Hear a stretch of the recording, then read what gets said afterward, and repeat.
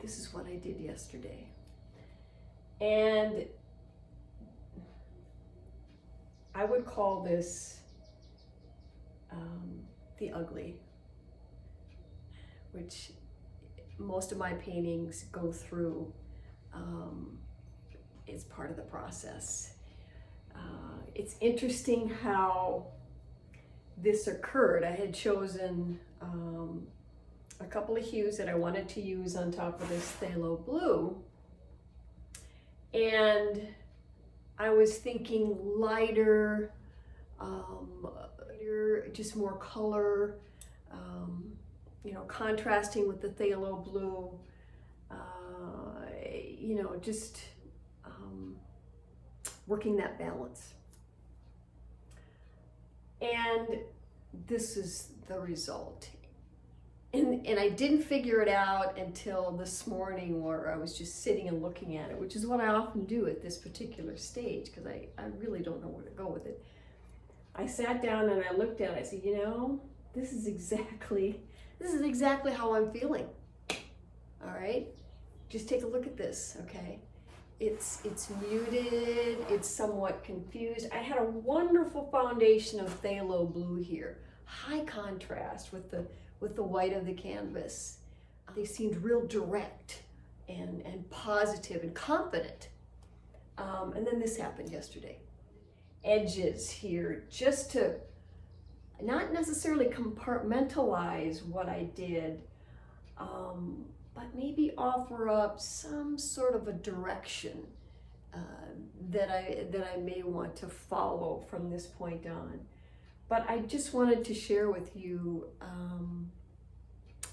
this is what I'm going through, and this is what I talk about when I talk about my process. I don't honestly know what's going on while I'm doing it, and I don't figure it out until afterwards. This is all my subconscious set at work here. The only conscious thing was choosing the colors I was going to use. So this is my process, and I don't figure it out until after I sit and take a look at what I've done, and then it doesn't necessarily make sense, but it becomes more clear.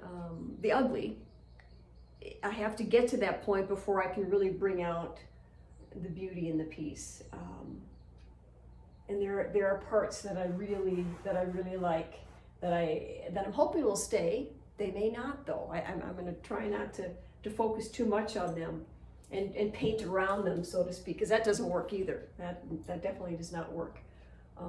I've said to my students many times, and other artists, if there's a part of my painting that's really working, but the rest of it is not, I got to get rid of it. So we'll see what happens from here. Anyways.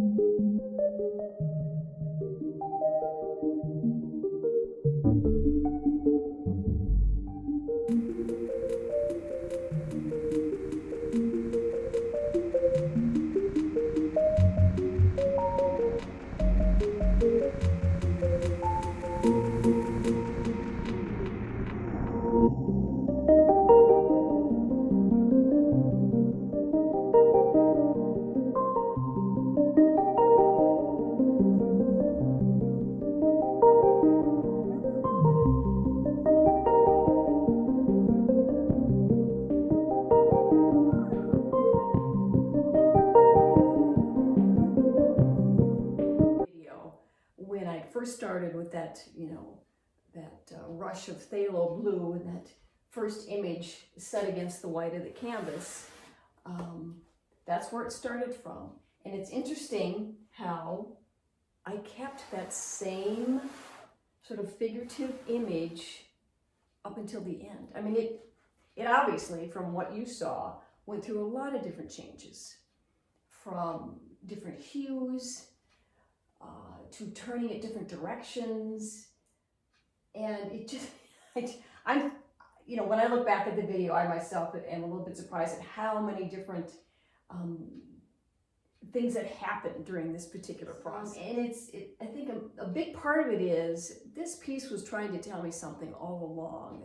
And that's why I ended up keeping that same foundation. It wanted me to keep that same figurative image because, you know, my work is autobiographical.